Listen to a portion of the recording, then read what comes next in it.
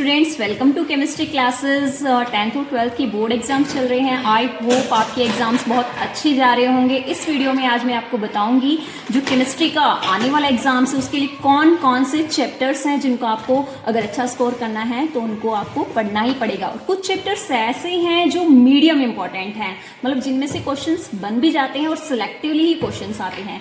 तो मेरा पहला चैप्टर है सॉल्यूशन, जिसमें से आपको Henry law and it's applications जरूर करनी है। सेकेंड टॉपिक है मेरा रॉल्ड्स लॉ, इसकी definitions, positive and negative deviation, इनको आपको पढ़ना है।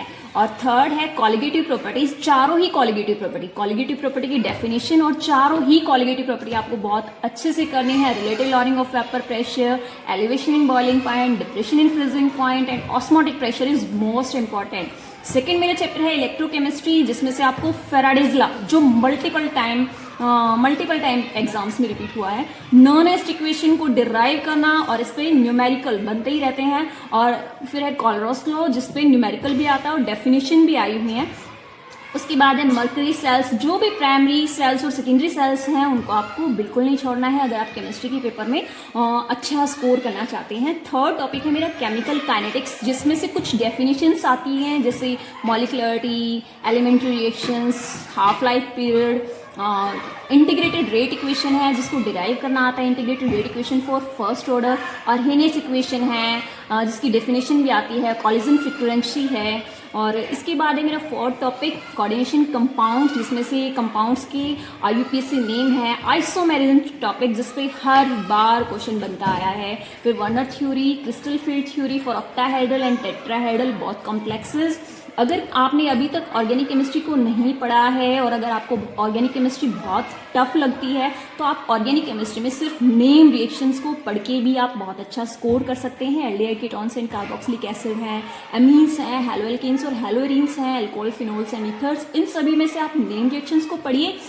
अगर आपसे अभी तक ये चैप्टर्स छूट रहे हैं तो आप सिर्फ नेम रिएक्शंस को करिए, आप कहीं ना कहीं अच्छा स्कोर कर सकते हैं। D and F block elements में कुछ ज़्यादा बड़े क्वेश्चंस नहीं बनते हैं, 1 और 2 मार्क क्वेश्चंस ही बनते हैं। जो वो क्वेश्चंस भी सिलेक्टेड होते हैं, जैसे define transition metals, why transition metals are coloured,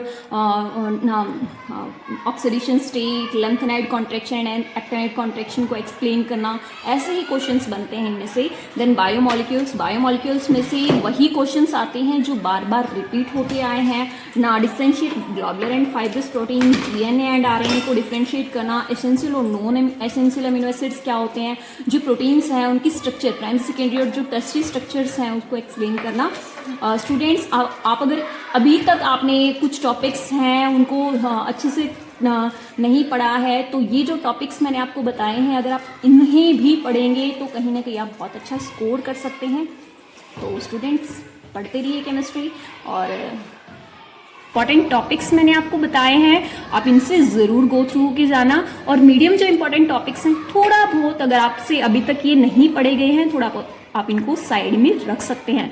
तो स्टूडेंट्स, मैं आगे आपको बताऊंगी कौन कौन से क्वेश्चंस हैं जो अभी तक एग्जाम्स में बार बार रिपीट हुए हैं। नेक्स्ट मेरी वीडियो उन्हीं क्वेश्चंस पे ही होगी।